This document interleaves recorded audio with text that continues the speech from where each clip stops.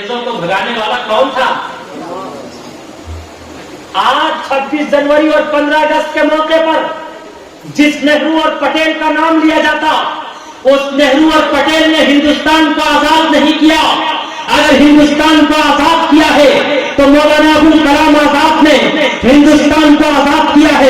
اگر ہندوستان کو آزاد کیا ہے شیخ الاسلام حضرت مولانا حسین احمد مدنی نے ہندوستان کو آزاد کیا ہے۔ اگر ہندوستان کو آزاد کیا ہے ٹیپو سلطان نے اپنی جان کا نذرانہ پیش کر کے ہندوستان کو آزاد کیا ہے۔ اگر ہندوستان کو آزاد کیا ہے سید احمد شہید نے بالا کوٹ کے پہاڑ پر اپنی جان کا نذرانہ پیش کر کے ہندوستان کو آزاد کیا ہے۔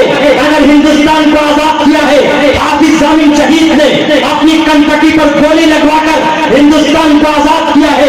اگر ہندوستان کو آزاد کیا ہے خدا کی قسم ہماری ہسٹری نہیں انگریز کی ہسٹری کہتی ہے 80 لاکھ مسلمانوں نے اپنی جان کا نذرانہ پیش کر کے ہندوستان کو آزاد کیا ہے۔ بعض مورخین نے کان کرنے لکھا ہے 8 لاکھ مسلمانوں نے اپنی جان کا نذرانہ پیش کر کے ہندوستان کو آزاد کیا ہے۔ ہم مسلمانوں نے اپنی بیویوں کو بیوہ کر دیا، بچوں کو یتیم کر دیا، تخت دار کو چوم لیا، لیکن خدا کی قسم ہندوستان کی آزادی سے ہم سب نے اپنا قدم پیچھے نہیں ہٹایا۔ اے مسلمانوں 26 جنوری اور 15 اگست کے موقع پر جہاں نہرو اور پٹیل کے نام کا نعرہ لگاتے وہیں شیخ الاسلام حضرت مولانا حسین احمد مدنی کے نام کا نعرہ لگایا کرو، مولانا ابوالکلام آزاد کے نام کا بھی نعرہ لگایا کرو، ٹیپو سلطان کے نام کا بھی نعرہ لگایا کرو، اور یہ لوگ ہمیشہ ہم سب کو دیش دروہی کا فکر دیتے رہیں گے۔ یاد رکھو ہم مسلمانوں نے جان کی بازی تو لگا دی لیکن ہندوستان کی آزادی سے ہم سب نے کبھی اپنا قدم نہیں ہٹایا، بلکہ یہی نہیں ہم سب نے ہندوستان کو آزاد کر کے ہم سب نے ہندوستان کو سونے کی چڑیا عطا کیا، ہم سب نے اپنی جان کا نذرانہ پیش کر کے ہم سب نے ہندوستان کو قطب مینار کی بلندی عطا کیا، ہم سب نے ہندوستان کو آج وہ محبت اور پریم کا پاک بنا رہے ہیں۔ ارے ہم سب نے ہندوستان کو محبت کا گفٹ اور تحفہ تاج محل عطا کیا، جس نے ہندوستان کو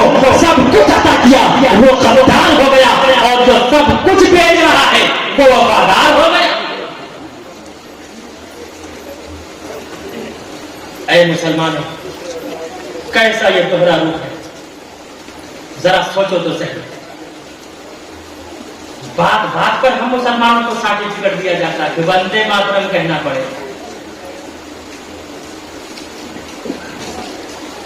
بات بات پر سرٹیفکیٹ دیا جاتا ہے۔ ہندوستان میں رہنا پڑے گا تو ہمارے حساب سے رہنا پڑے گا۔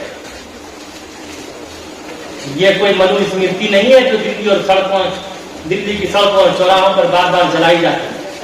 ہندوستان کا سنویدھان ہے، ہم مسلمان سمان کرتے ہیں۔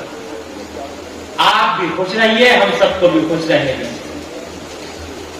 یاد رکھو ہم مسلمانوں کو کسی کے سرٹیفکیٹ کی کوئی ضرورت نہیں، محبت اور پریم کا پاٹ پڑھانے کی کوئی ضرورت نہیں ہے۔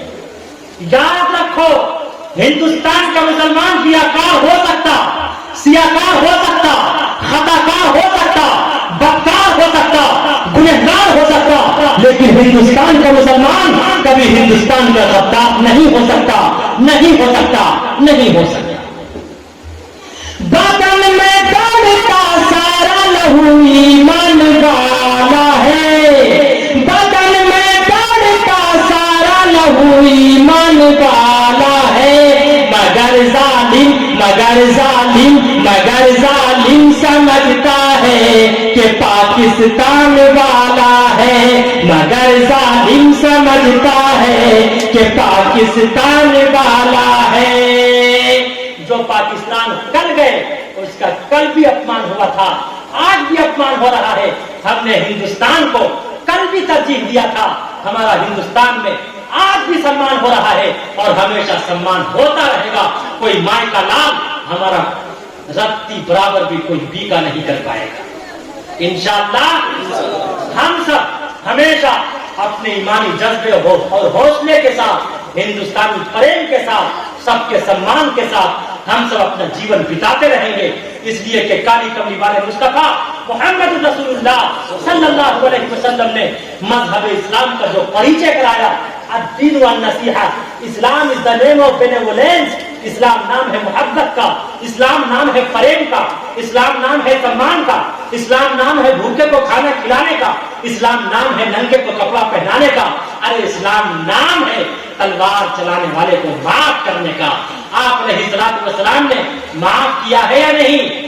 بلکہ میں یہیں پر رک کر یہ بھی کہہ دینا چاہتا صاف اور واضح لفظوں میں، جس نے ادے پور کے گھٹنے کو انجام دیا، ہم سب مسلمانوں نے اس کی نندا کی ہے، ہم سب مسلمان اس کی نندا کرتے ہیں، ہمیشہ کرتے رہیں گے، اس لیے کہ مذہب اسلام ایسا گھٹنا، مذہب اسلام ایسے گھٹنے کے گھٹت ہونے کے اجازت نہیں دیتا۔